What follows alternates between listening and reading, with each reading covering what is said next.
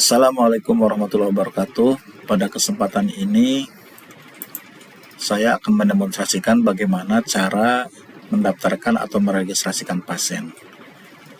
Kita tinggal klik menu registrasi, kemudian misalnya registrasi rawat jalan. Untuk registrasi ini atau pendaftaran ini kita bisa bedakan adalah pasien baru atau pasien lama. Ya, karena klinik baru misalkan, maka semua pasien kita anggap baru. Tapi kalau untuk pasien lama kita tinggal cari dulu ya, jadi tanyakan dulu ke pasiennya apakah pernah berobat atau tidak setelah menggunakan sistem ini. Untuk pendaftaran pasien baru ya, kita tinggal klik baru di sini, baru, tombol baru atau poli ya, ke poli. Kemudian akan tampil form isian data pasien terlebih dahulu. Ya.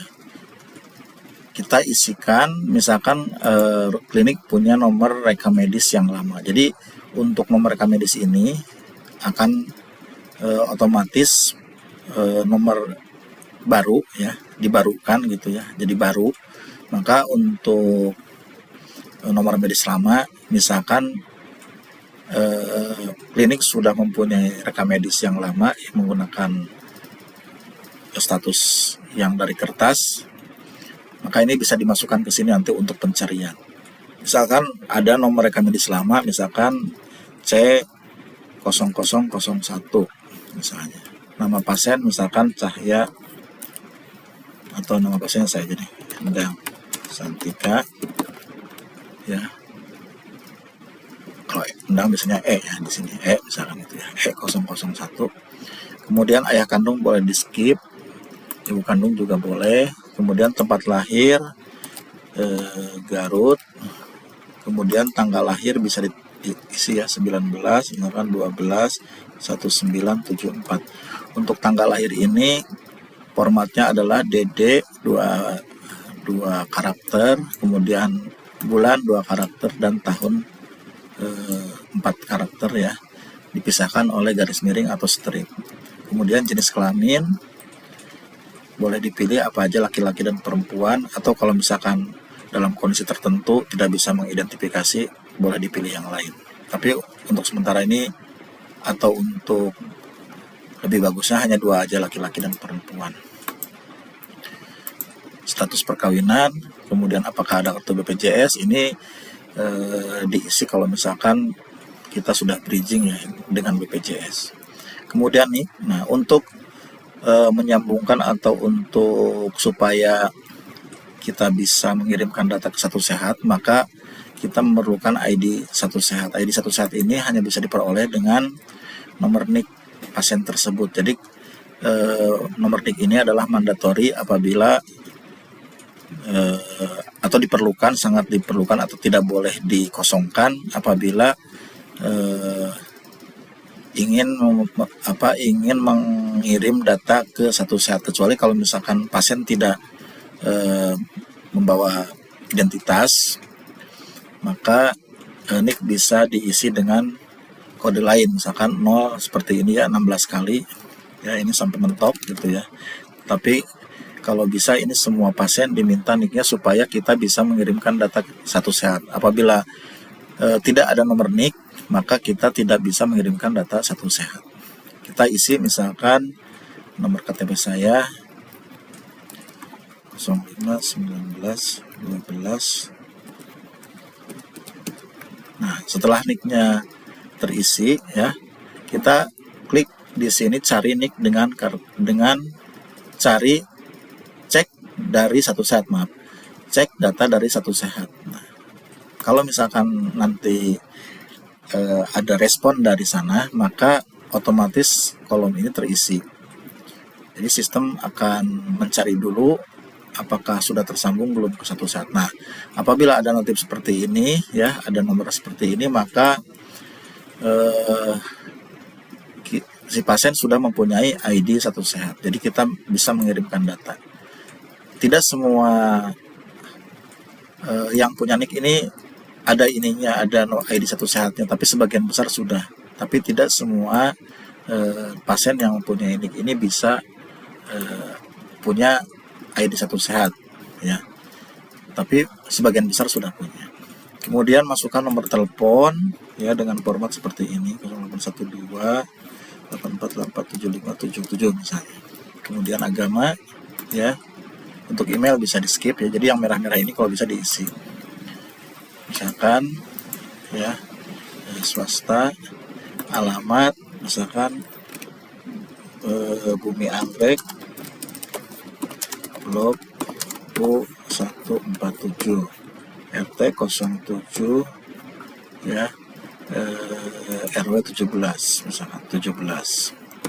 Nah, untuk negara dan provinsi ini udah di defaultkan, kita tinggal mencari desa. Kebetulan desa saya namanya Karangsatria, jadi sesuai dengan KTP ya. Kita tinggal klik aja Karangsatria, tinggal ketik aja Karangsatria,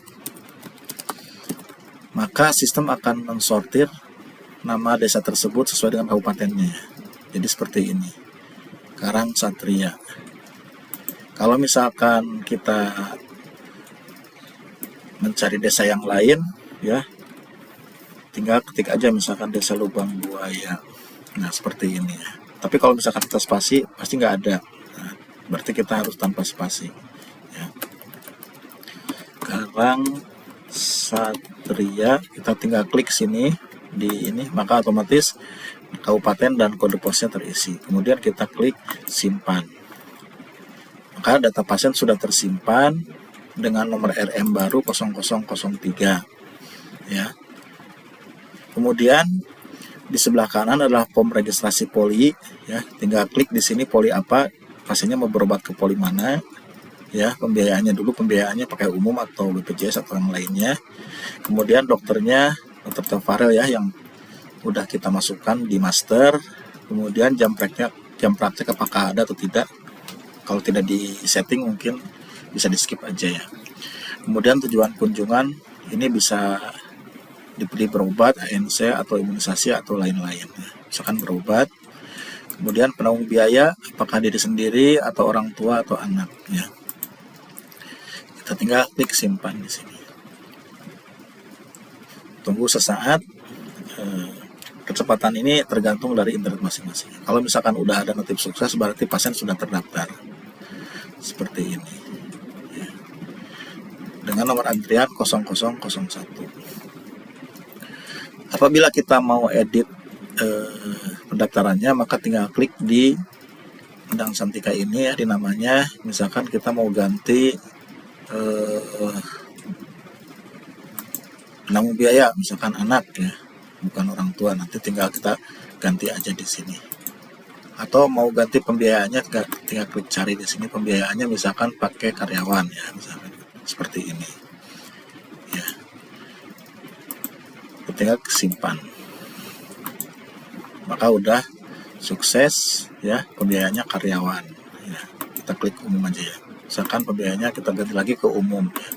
Ke umum, kita klik simpan, maka untuk pendaftaran pasien atas nama Endang Santika ini sudah selesai.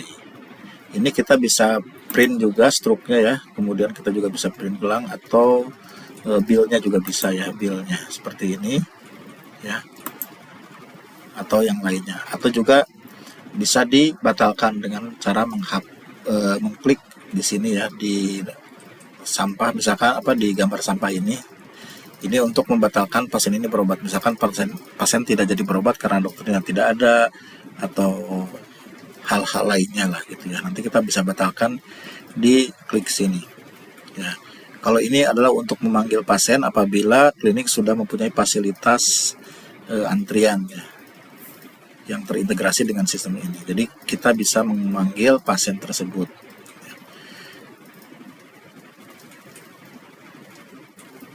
Demikian untuk cara mendaftarkan pasien baru ya. Kalau misalkan kita mau mendaftarkan pasien lama, di sini kita tinggal klik cari pasien ya, kemudian kita tinggal cari aja namanya, misalkan testing ya. Nah di sini di nama ini kita testing misalkan, nah enter seperti